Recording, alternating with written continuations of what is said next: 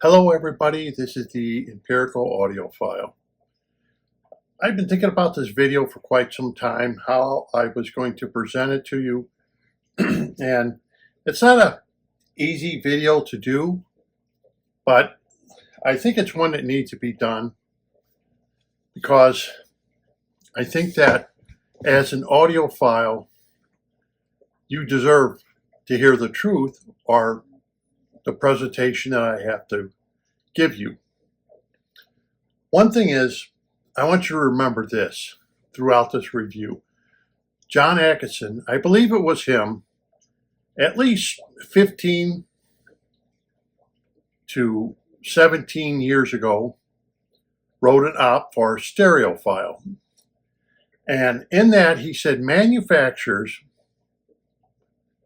have to know that we are not, as audiophiles, their proving grounds. We are not their R&D for their products. And no truer words can be said. We are not proving grounds. We are not their R&D for products.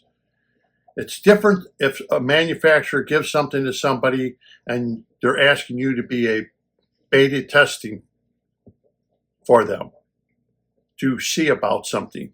But it's a different story when someone hands over something to be reviewed and it's not ready for prime time. That's a whole different story. When they hand it off to a reviewer or a YouTube channel, they're saying it's ready to be going out to market and we want you to give an honest review.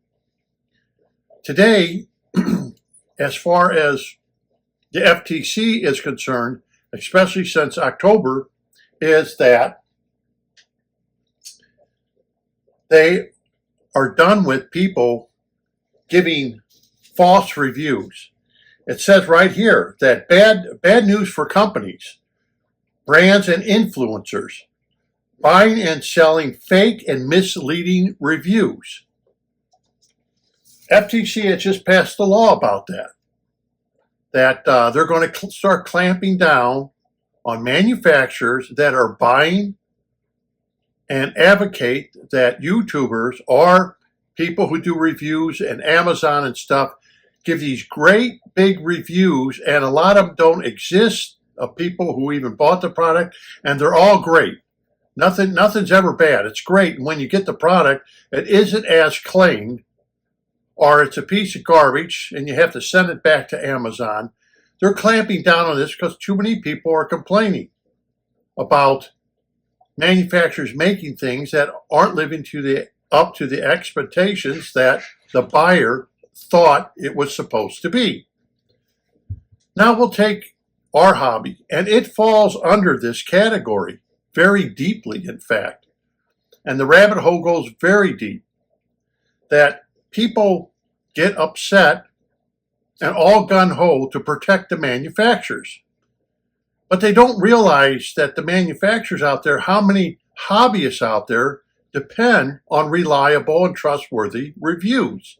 Now remember, reliable and trustworthy, one is as important as the other one is. Reliable and trustworthy reviews. And we deserve to have that. But when a reviewer turns around and says, I don't give bad reviews, that's a reviewer who is protecting the manufacturer and not protecting the hobbyist. Because manufacturers don't give a shit if you don't review their product. They're going to keep selling it no matter what. You're not going to stop them from selling a bad product. All you're going to do is shut your mouth so they can still sell a bad product. You're doing a disservice to the millions and millions of audiophiles that are out there, and you're treating them like garbage over a manufacturer.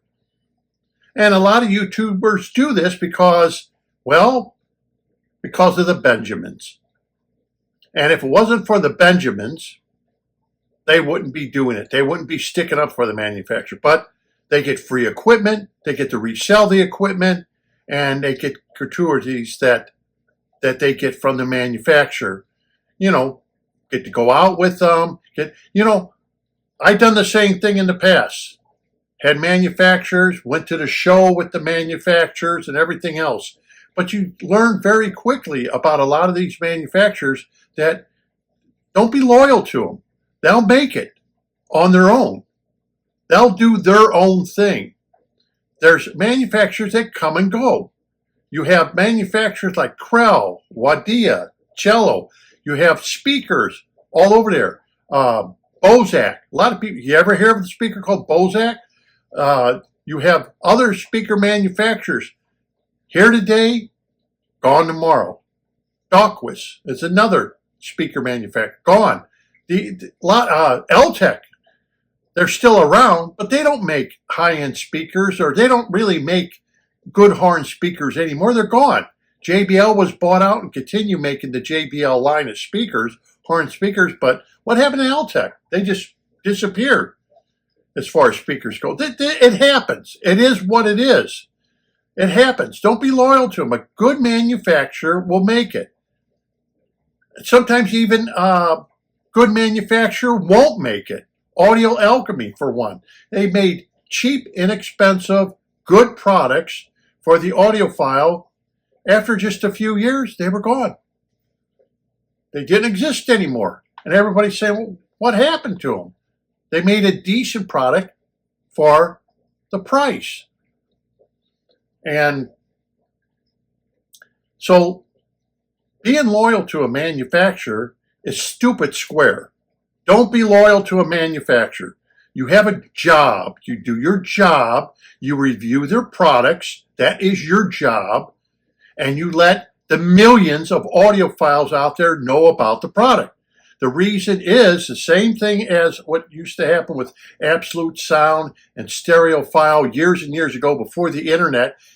People depend on a good, honest review because a lot of them can't get to a stereo salon and listen to the stuff because the salon may not even have it.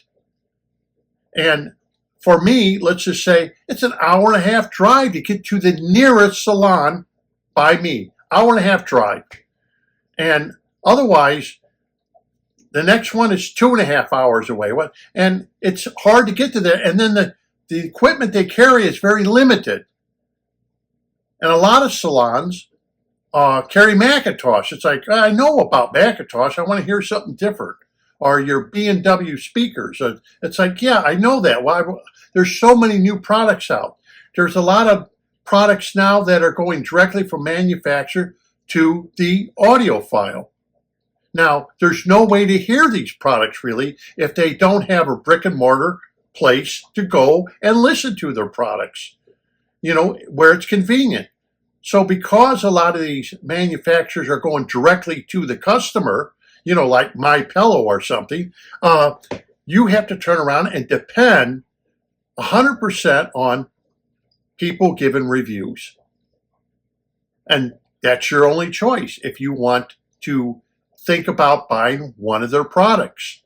And you depend on that because you can't listen to them.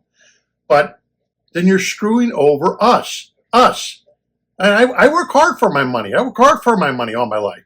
I work 10, 12 hours a day, 6 days a week, 7 days a week. A lot of other people, I know hundreds and hundreds of men that gave their lives up to take care of their family, working 10, 12 hours a day, going home so tired that they're falling asleep in their cars. I know hundreds of men that did that. Then they try to get into a hobby, and then these reviewers screw them over and say, I don't care how many hours you work, I'm going to be dedicated to a manufacturer. That's somebody I would not even listen to. I don't. When I find out they say something like that, I don't care what you have to say. I no longer trust you. But there are people out there that are trustworthy that you can listen to. I give an honest review. I don't give a shit about the product. I'll send it back to you. But I've done this long enough to know how it goes. People work hard for their money. It's the Greek audio geek. That's his name. He's Greek. And he did a video not long ago, The Secrets Behind Audiophile Reviews, Hi-Fi Dishonesty.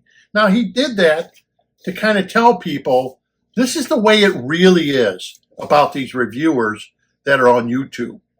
A lot of dishonesty, but they're going against the FTC regulations when they do that. You have to give an honest review. Things aren't like they were. Brick and mortar, mom and pop stereo places don't exist like they did a long time ago. This hobby isn't that big anymore. And people aren't interested in stereo anymore because they can get it off their phones, they can get it off their, tablets, they can get it off their computer, their music. They don't care. It's there, it's good enough. Only the audiophile cares what you're saying and what you're trying to sell. But I think it's pretty funny because just recently, OCD Mikey, called OCD Hi-Fi Guy, he had to talk people down off their speakers ready to jump because Darziel is going out of business. Oh, Darziel's going out of business. Oh my, this Chinese colored amps, red and gold. Those are Chinese colored. Oh, they're going out of business with their multi-million-dollar, phono cartridge. Oh, they're, and Mikey has to talk them down. Hey, does this affect you? Does this affect your wife, your kids? Hey, don't worry about it. If they go out of business, they go out of business. It's no big deal. It happens. It happens. Look at Mark Levinston and Cello. It went out of business. Now, what is Mark Levinston doing? Is he trying to do something else? But the point I'm making here, a lot of companies, good companies, went out of business. They're gone. They're here today and gone tomorrow. It's part of this hobby. It is. It's just the way it is. But I remember I watched that video and I was kind of laughing at that. It seems like Mikey tries to be honest with people and say, hey, I can get you into a system that sounds good. That is my goal because he knows how this is. And he knows Mark Levinson. Mark Levinson said that a lot of stuff they're making today is not different. It's just packaged different and being sold to you today as new equipment. That's why I've always said you can get some old Conrad Johnson or anything else that's old, Wadia, Krell, and you're going to find out it sounds just as good as the stuff today. And I remember I did a review on some speakers that I drove 2.5 hours to listen to, and I said, they don't sound that great for the $37,000 or $70,000 you're charging. What the hell? You're charging $37,000 for speakers that don't really beat a pair of 50-year-old L-Techs? Are you kidding me? Because all they're doing is repackaging things. And then they're putting it out there for the hobbyists. Now, you got a lot of independents out there who are changed. They take pride in what they do. A lot of independent people are taking pride in what they do. They build speakers. They take pride. They show you how their speaker's made, the quality that they're putting into it. They're not scared to show you, here's the crossover, here's what it looks like, here's the kind of wiring where they're proud of the product they're making. But a lot of these manufacturers, they're only out there to make a buck. And we depend on reviewers to tell us the truth. Aaron's Audio Corner. I don't know if you ever seen her, but he's got some very expensive equipment to test out speakers. Not everybody has that to test out speakers. We don't have that kind of equipment.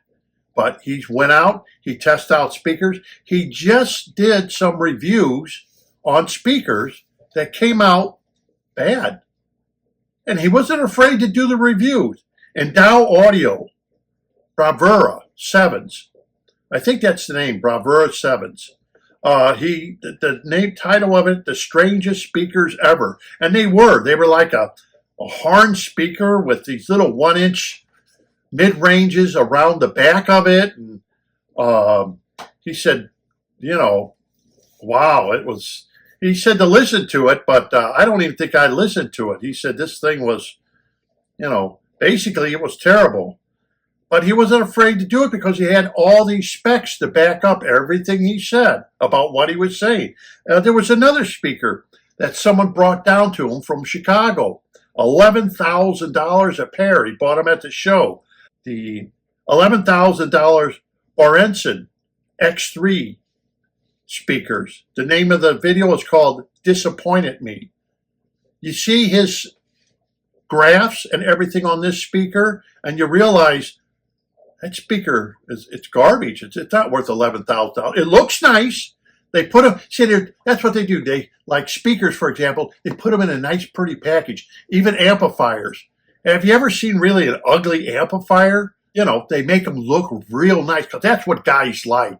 You know, they like nice looking stuff. That's the first thing we look at before. When you go to buy a speaker, the first thing you do is look at the speaker. And if it looks like garbage, you ain't going to buy it. It doesn't matter how good it sounds. If it doesn't look cosmetically great, the look fit in your room, you don't care how good it sounds because you're just not going to like the way the speaker looks. So, and then one of the people wrote, and I'll read it to you right from when he did this. He said, "This is a great review. I've been waiting to hear the Borenson X series ever since I first heard about them. Many thanks to the owner for taking such a huge effort. He came from Chicago all the way down to wherever he is.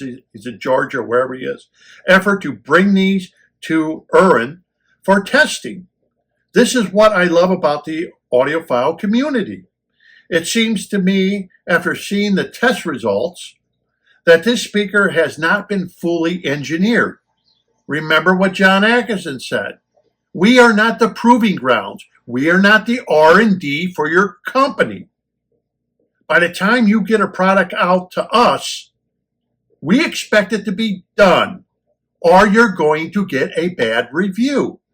But, however, it says the deficiencies are too high for a speaker worth almost $12,000.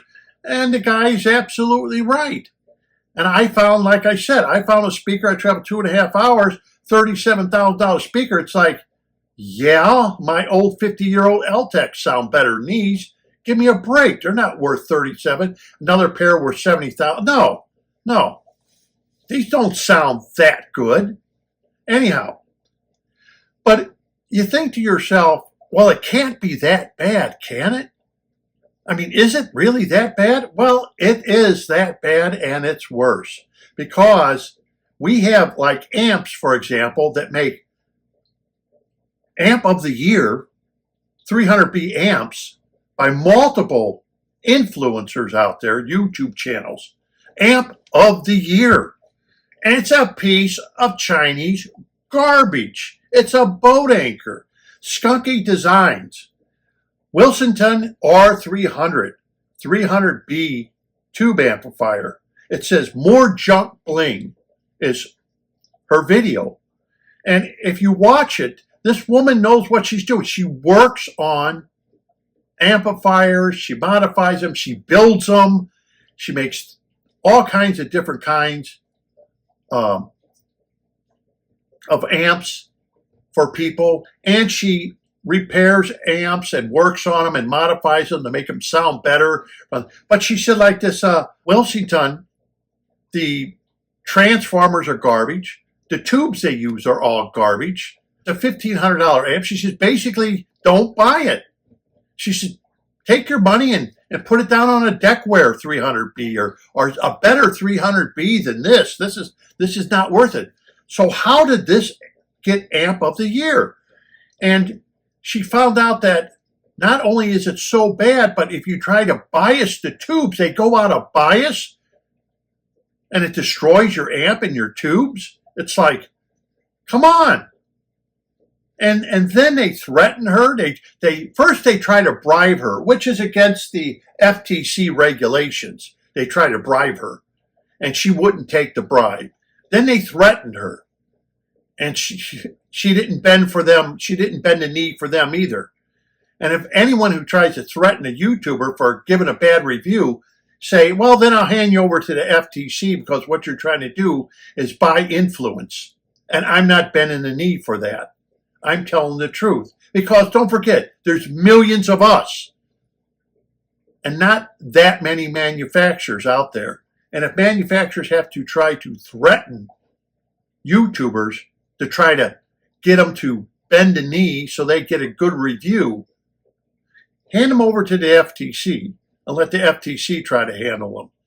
After all, the United States government has plenty of money to fight them, these crooks that make products that shouldn't be out on the market, such as the two speakers I have just mentioned, plus this amplifier. And she even says they openly offered to give me several of their multi-$1,000 amps to take her review down of that amp. They try to bribe her, which is now against the law. You can't do that. And when you do a review and you do get a product from a manufacturer, which a lot of YouTubers do not do, you have to put it in writing in the very beginning of your YouTube that this is a paid for review by the manufacturer. It's been paid for. A lot of manufacturers try to get around that by letting the reviewer, well, we'll let you have the speakers for 3 years, but we're not paying you off because eventually you're going to send them back, but we'll let you have them for several years to use them. That way it doesn't look like we're trying to influence you by buying you off. Well, that's exactly what they're doing. But when you get people, and that's what irritates me about a lot of YouTubers, I don't give bad reviews. Oh, well, thank you very much for screwing millions of audiophiles over by not letting us know what is good or what is bad. Aaron's reviews are one that tell the truth, and now he's let us know, don't spend your money on these products. I have the test results and everything. This is what I'm hearing from them. Listen to them first. And of course, a lot of reviewers will say, well, you need to listen to them. We can't. It doesn't exist. The salons don't exist. They don't carry every speaker and every amp and every preamp or every cable out there. They don't carry it. They carry what sells. Sometimes they only carry the cheapest of equipment because they know they can't sell the very expensive equipment for their clientele. Will never buy it. And they'll go out of business.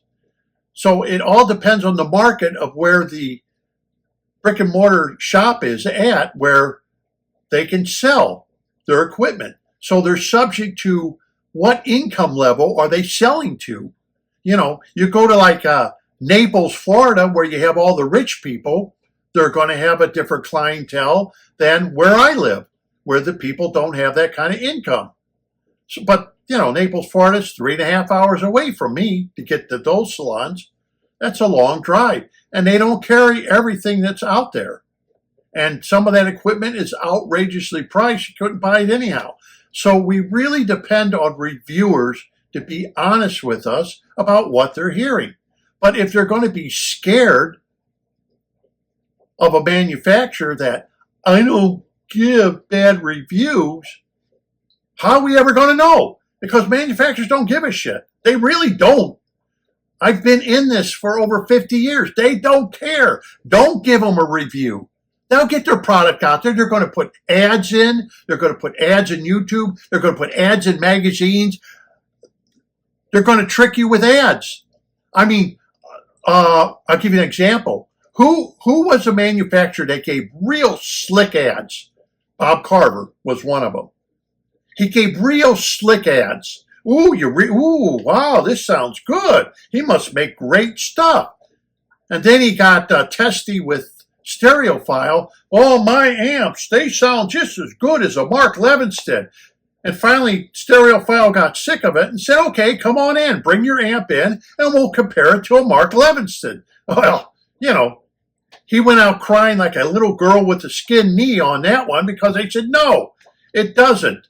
He keeps changing cables and everything else during the review. No, it didn't. And then finally they had to tell Bob Carver, we don't give a shit about your advertisement. Don't advertise in our magazine anymore. Your amps don't sound as good as a Mark Levinston. But boy, he was Slick Willie when it came to making ads. And that's all they're going to do. If you don't call out, if someone sends you something bad and you don't call it out, you're doing the audiophiles a misjustice because they're going to buy that product because they don't know. They were hoping that you would tell them the truth. And when you don't, You screw over millions of audio files. And it's great when you see people like Skunky, myself, others that go out there, the Greek audio. You see people like OCD Mikey. All these people are trying to be upfront and honest with you about trying to get you into a good system, not trying to make you spend money on crap that you're going to be dissatisfied. And as time goes on and you age, your hearing changes. So when you do buy something, it should last you for years until you change. And as you get older, tonal qualities may be more so than other. I knew a guy who was an engineer. He was an engineer, professional engineer, a studio engineer, and he had Wilson Watt puppies. And we came over and listened to his system several times. One time we came over and the Watt puppies are gone. What happened? This guy's a professional studio engineer, and we're sitting there looking at Lowther drivers. He's got Lowther drivers now. And I looked at him and like, why did you get rid of the Watt puppies for Lowther? He goes, man, these sound real good. You see, as we age, your hearing changes. You may want something that tonally is more correct for your particular taste. Not that the Watt puppies are bad. It's just that you change as you age. But when you buy something and within a year or two, you're saying, wow, that's high frequency. They really bother me. This thing sounds shrill, or the mid-range, it sounds a little too bright. You finally realize that after you owned them and the newness wears off. It's got to wait for that newness to wear off. See, manufacturers are smart. Oh, it takes 200 hours. It takes 500 hours. I mean, pretty soon they're going to be saying, it takes 5,000 hours to break these in. Well, you got 30 days. How are you going to put all this time on these speakers when you're at work, And then if you have tubes, you're going to let your tubes run for 500 hours and they may only have a tube life of, let's say, 2,000 hours and you just used up, a quarter of their life breaking in something, that's going to happen when the tubes could already have 1,000 hours on them. Now, you understand what I mean? This never was like that a long time ago. You didn't have to sit there and break in something for hundreds and hundreds and hundreds of hours. Yeah, you would have to break in something, maybe 20, 24 hours or something like that, 48 hours. But now these manufacturers are, handing you hundreds of hours. You got to break it in, and we give you 30 days to do this. It's like, wow, that's not much time. But see, this is the game they're playing now, manufacturers. Takes a lot of break-in time. So I thought I would do this to let you know that to me, it's upsetting. And maybe it doesn't upset you when reviewers are just trying to get a big channel, make as much money as they can, be sneaky about everything, using all these adjectives over and over and over again, telling you, and it never changes. And that's why I became disheartened with like Stereophile after a while. It's almost repeated what they were saying. It's almost like, yeah, every amp sounds good. Well, every speaker sounds good. Every preamp sounds good. I mean, you people aren't saying anything like you used to. You used to be honest with your reviews and say if something wasn't right. So then we could say, maybe I don't want that product. And then you would give products rating A, B, C, but I felt the reviews were more honest and forthcoming, and they changed. Both of those magazines changed.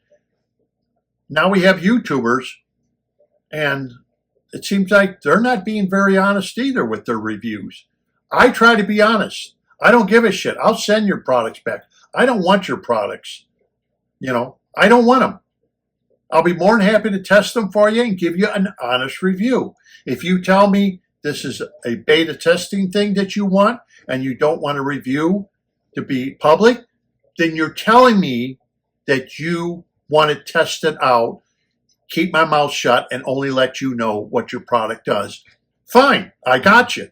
But when you send something out and you say it's prime time, it's ready to be sold, to people, then you take what's given to you. Just like this Chinese amplifier, this R300 amplifier. You take what's given to you. You said it was ready for market. You got a professional like Skunky looking at it. She says, no, it's a piece of garbage. Save your money. In fact, she even told everybody, don't send me any more of these amps to fix. I'm done with them. She said, they're garbage. I'm done with fixing them. You either fix them yourself or you sell them and buy something better. She finally just fed up with them. Now, are all their products bad from these people? No. But this particular amp that got rave reviews of Amp of the Year by several people, it should not have gotten Amp of the Year. She's even tested out speakers where she said, these are bad. How do people say these speakers sound good? She said, they're terrible. Go figure. Because they don't want to say anything bad. Sometimes they get shills out there to write stuff or say stuff to sell their products. So there is no bad reviews. Anyhow, that's what I wanted to talk about in this, because it's a shame that some people put a few manufacturers who they shouldn't be loyal to. Never be loyal to a manufacturer, because you're going to get burnt in the end. Where they put them in front of millions and millions of audiophiles. But I understand why they do it. Commerce. Money. Money talks, as they say, and bullshit walks.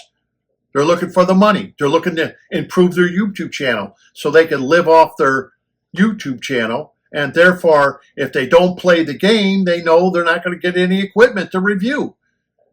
So, it's up to each person of what channels you want to watch or what you don't want to watch. But I just call it the way I see it. I always tell people, I'm like an umpire. I've done this long enough. I call it the way I see it. And if this is the way I see it, that's the way I call it.